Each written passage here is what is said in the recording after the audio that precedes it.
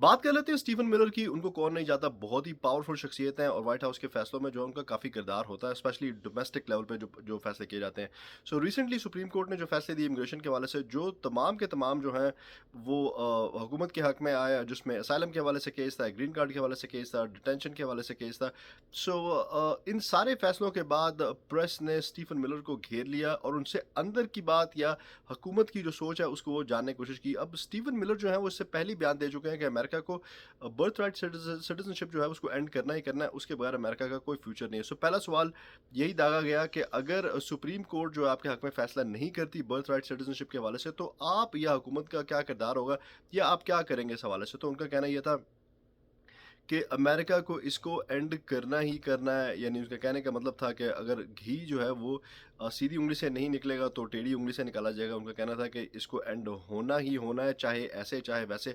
अब उनके कहने का मकसद जो है वो यही था कि अगर सुप्रीम कोर्ट हमारी बात नहीं मानती तो फिर हम इसको कांग्रेस में ले जाएंगे और इसको वहाँ से अप्रूव कराने की कोशिश करेंगे और इस तरह के जो मामलात हैं वो करेंगे। दूसरा उनसे पूछा गया कि मिलियंस ऑफ लोग जो हैं वो अपने इमिग्रेशन केसेस का वेट कर रहे हैं, जो इमिग्रेशन अदालतें हैं लंबा चौड़ा एक लाइन लगी हुई है, तो आप उसके बारे में क्या कर रहे हैं। तो उन्होंने बड़ा ही साफ किस्म का जवाब दिया। उनका कहना यह था कि अमेरिका ने अपने दरवाजे जो हैं वो असाइलम सीकर्स के लिए बंद कर दिए हैं। सो उनका कहना था कि अगर आपको असाइलम फाइल करना है अमेरिका आके तो 100 बिस्मिल्लाह ज़रूर करें आके, हमें कोई प्रॉब्लम नहीं है। लेकिन अमेरिका ने बहुत सारे ऐसे एग्रीमेंट्स रिसेंटली किए हैं बहुत सारे ममालिक से।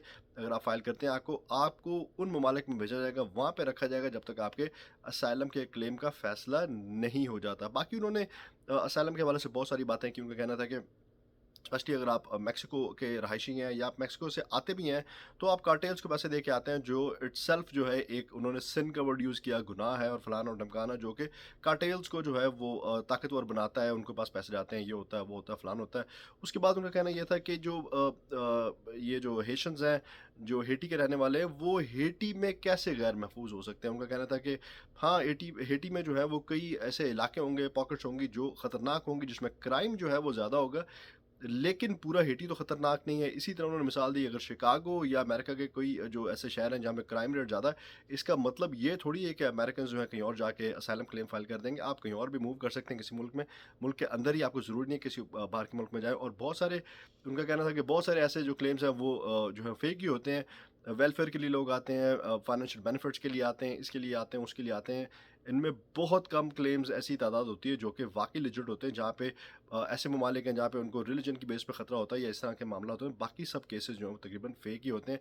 इसलिए असाइलम का जो है वो यूएस में कोई फ्यूचर नहीं है। सो मैं तो पहले ही से कह रहा हूँ कि जब तक ये हुकूमत मौजूद है, जब तक इनका किला कायम है, ना तो ये खुद सुकून से बैठेंगे, ना ही दूसरों को सुकून से बैठने देंगे। Thank you very much.